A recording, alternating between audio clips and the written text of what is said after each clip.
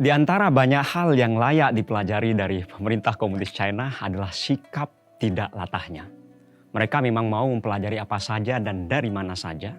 Walakin yang akan mereka serap cuma unsur-unsur positif yang dipandang berguna bagi kemajuan bangsanya.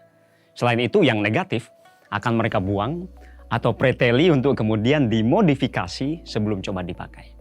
Intinya seperti ditulis Az-Zarnuji dalam kitab masyhur Ta'lim wa Ta'lim, khudh ma sofa wada' makadar. Ambil yang jernih, buang yang keruh.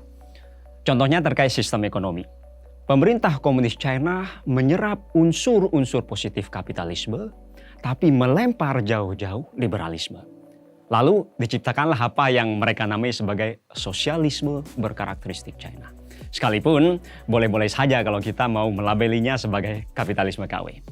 Sebab sistem ekonomi yang diterapkan China sejak awal tahun 80-an ini disebut sosialisme bukan, disebut kapitalisme pun bukan. Tetapi unsur-unsur positif keduanya sama-sama teroplos dengan baik di dalamnya. Yin dan Yang teracik dengan seimbang. Sikap tidak latah pemerintah komunis China itulah yang menurut saya menjadi salah satu penyebab penting kenapa China bisa semaju sekarang.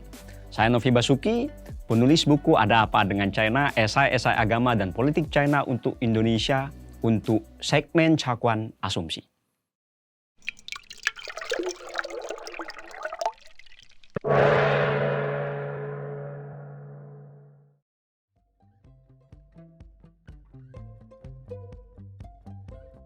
Negara-negara barat yang kaya lebih awal acap menjajakan, sering pula dengan paksaan, resep kekayaannya kepada negara berkembang. Katanya, untuk bisa menjadi kaya seperti mereka, harus menerapkan kebijakan yang baik, good policies, dan institusi yang baik, good institution, secara cepat dan menyeluruh.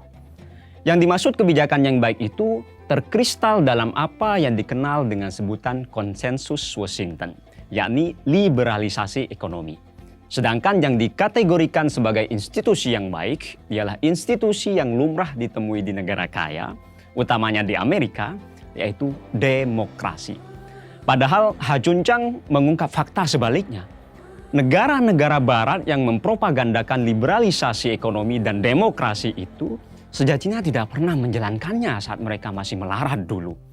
Justru yang dilakukan mereka kala itu adalah menjalankan apa yang sekarang mereka tantang habis-habisan. Proteksionisme dan demokratisasi secara bertahap. Dalam mahakaryanya Kicking Away the Ladder, Development Strategy in Historical Perspective yang belakangan diterjemahkan ke dalam bahasa Mandarin menjadi Fu Guo Xianqing atau jebakan negara kaya, Chang menelusuri perjalanan negara-negara kaya semacam Inggris dan Amerika sejak masih miskin hingga menjadi kaya saat ini. Guru besar pada University of Cambridge itu memulai penelusurannya dengan pertanyaan, how did the rich countries really become rich? Bagaimana sebenarnya negara-negara kaya menjadi kaya? Chang menemukan, tatkala masih miskin, negara-negara kaya itu ternyata juga menjalankan kebijakan proteksionisme, khususnya terkait industri, perdagangan, dan teknologi. Melalui insentif pajak, mereka melindungi industri-industri dalam negeri yang rentan terhadap gempuran kompetitor dari luar negeri. Konkretnya, industri nasional berorientasi ekspor mereka pajaki rendah, sedangkan barang impor dari negara lain mereka kenai bea masuk tinggi. Tak heran bila beberapa tahun terakhir mulai banyak orang China yang merenungkan, apakah China akan semaju sekarang seandainya unjuk rasa akbar menuntut demokrasi di lapangan Tiananmen pada tahun 1989 itu sukses. Menariknya, tak sedikit dari mereka yang mengikuti demonstrasi tersebut malah berubah pikiran. Sebagaimana diakui Wang Juntao, aktivis yang dituding pemerintah China sebagai aktor intelektual di balik demo Tiananmen tersebut, pada pertengahan 2014 silam dia bilang bahwa mereka yang ikut demonstrasi dulu itu malah memandang negatif dan pelan-pelan melupakan gerakan mahasiswa itu, lalu beralih mendukung kebijakan mengedepankan penggalakan pembangunan ekonomi yang dijalankan pemerintah China. Saya jadi teringat ketika dulu mengambil mata kuliah politik China kontemporer.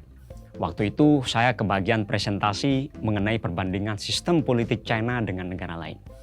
Kebetulan waktu itu tahun 2014, Indonesia sedang panas-panasnya menghelat pemilihan presiden yang kelak menjadikan masyarakat Indonesia terpolarisasi berkepanjangan. Dengan bangga saya katakan kepada para mahasiswa pascasarjana di kelas, lihatlah itu Indonesia.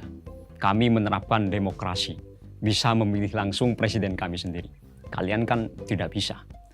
Bukannya terkagum-kagum, seorang mahasiswa menjawab dan jawabannya ini sepertinya baru akan bisa saya lupakan kalau Indonesia sudah semaju China kelak. Dia bilang begini, buat apa kalian punya demokrasi tapi kalian tidak sesejahtera kami? Jawaban menyengat mahasiswa China itu barangkali bisa dimaklumi. Pasalnya, GDP per kapita China ketika kebijakan reformasi dan keterbukaan baru diejawantahkan Deng Xiaoping pada tahun 1980 hanya sekitar 195 US dollar.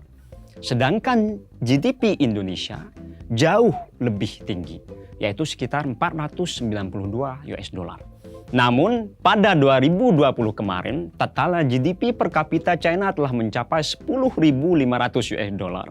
GDP per kapita Indonesia masih di angka 3.870 US dollar.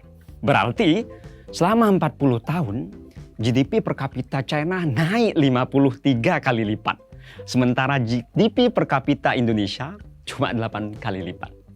Jika mengikuti tesis Ha Junchang, pesatnya kemajuan China itu diraih selain karena tidak mau tunduk pada apa yang didiktekan negara barat untuk meliberalisasi politik dan ekonominya, juga karena kepercayaan diri serta kemauan untuk mengambil pelajaran dari pihak manapun yang kemudian disesuaikan dengan falsafah bangsa dan kondisi real negaranya.